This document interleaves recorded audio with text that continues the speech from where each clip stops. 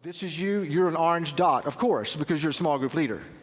And what other color would you be? So you're orange, and this represents, the small group that you're called to lead, and this represents right here, actually, one of the people in that small group that you're connected to. So if you were drawing this on a napkin, basically the first principle I would give you, and the first principle I would say, is simply that God has called you to be present. That ultimately, that's what you're to do as a small group leader. To decide you're going to be physically present in the life of a few people. You're recruiting leaders, you're recruiting other people to be physically present in the lives of a few, because there's nothing else that can substitute for physical presence. Now let me explain this to you for just a second. I believe with everything in me that you should spend as much money as you possibly can to help children and help teenagers. And you should fight for the budget you need to create great environments for kids and for teenagers. I believe in the excellence in production. I believe in the excellence in communication. I believe in all of that because we're trying to capture the imagination of children and teenagers, and I don't apologize for that. But let me say this also in relationship to that. All of that does not substitute for having a consistent adult in the life of a kid, a consistent adult who's physically present in the life of a kid and who does life with them. If you have to economize in a given year in your budget, don't economize relationally. Make sure that you're giving your attention and your energy to make those relationships have significance and have a place in your church and ministry. Because here's the reason why. You can spend your thousands and thousands and thousands of dollars on production and on lights and on video and on all the tools. And again, I'm for as much of that as you can afford and you should leverage. But at the end of the day, there's another organization that's going to come into your city that will outproduce you in culture. It'll be Nickelodeon, it'll be Disney, it'll be Broadway. I'm just telling you, you can't compete financially with the presentation they can put on. But here's the good news. Don't miss this. They can't compete with what you can put in the life of a kid relationally. You should play to your strength. I don't care if you're a church of 50 or a church of 5,000. You should play to your strength, and your strength is right here, putting people in the lives of kids in a way that they're present. In this world where we believe in social media and we believe in using the techniques and all the tools that we can possibly use, don't misunderstand. Those things can never be a substitute for having someone who says, by being physically present in the life of a kid, I am going to show up for you and I am going to be there for you. And on my calendar, you are a priority to me. And I'm going to show you that because every week I'm going to be there.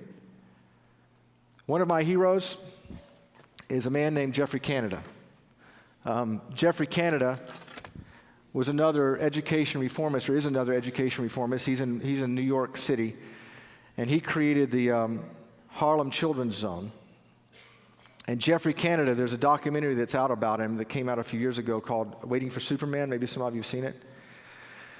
And the documentary is really built around his life, and basically because he grew up in Harlem, and he believed that Superman was real. And he believed that one day Superman would come and rescue him from Harlem. He said the saddest day of his life was when he recognized and realized that Superman was not for real.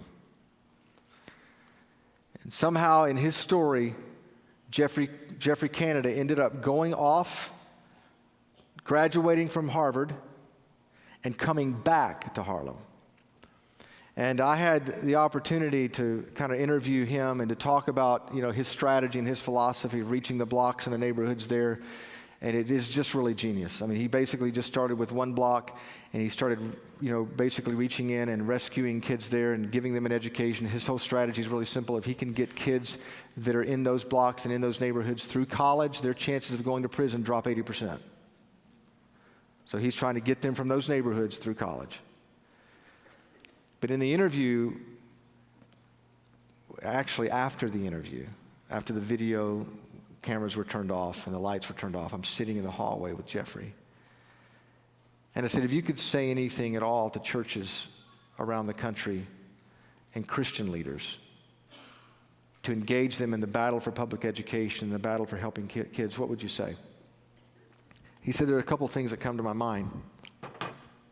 He said, one is, I would lean in to leaders and remind them that the reason there's so many kids like the kids in Harlem who grow up not believing in God is because there's so many kids who never have adults in their life that are God-like. They never have interaction with other adults who give them a resemblance or an indicator or a demonstration of who God is. And then he said this. He said the reason that the work of the church is so important and the reason it's so important to be present in the kids' lives is because you're connecting them to something that's bigger than just themselves. You're connecting them to a community of faith, and that's what being present means. And this is what he said. One of the biggest things the church can do, the greatest missions the church can have in communities where there are children and teenagers, is to be present in their lives so that they can understand what it means to have someone forgive them.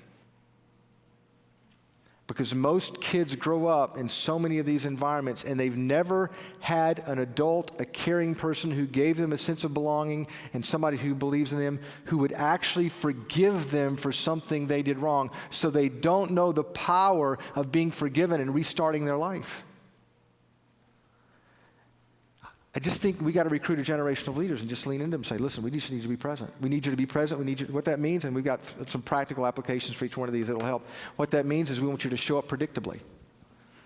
Show up consistently. We're recruiting leaders and saying to those leaders, no, we don't want you to be here every other week or every month. We want you to work toward being in a kid's life predictably for a season of time. That season of time looks different for children in preschool than it might for teenagers.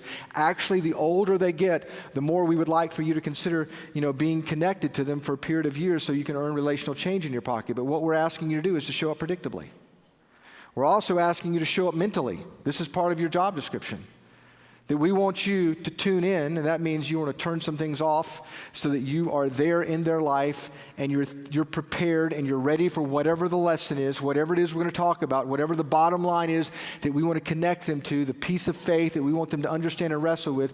We want you to kind of have done your homework and to show up predictably, show up mentally, and to show up randomly. You say, what does that mean? That you use social media, that you use other tools, that you are in a kid's life predictably and you're tuning into them mentally, so from time to time when they're taking an exam or when they're showing up at their graduation, that you're there to be one of the cheerleaders, one of the fans in their life who've shown up to remind them that there's someone who believes in them and someone who cares. I can't begin to tell you the stories. We're going to unpack some of this in the session after this, specifically for those of you who work with children, those who work with students, to kind of show what this looks like. But I can't count the times I've had small group, teenagers, or teenage girls or guys say, hey, you know what, I got a text from my small group leader. They knew I was taking an exam tomorrow, and they just sent me a message. You have no idea what it means to me to know there's another adult in my life who cares and who is interested in what happens in my life. So we're asking you to be present. Be present and show up predictably, show up mentally, show up randomly.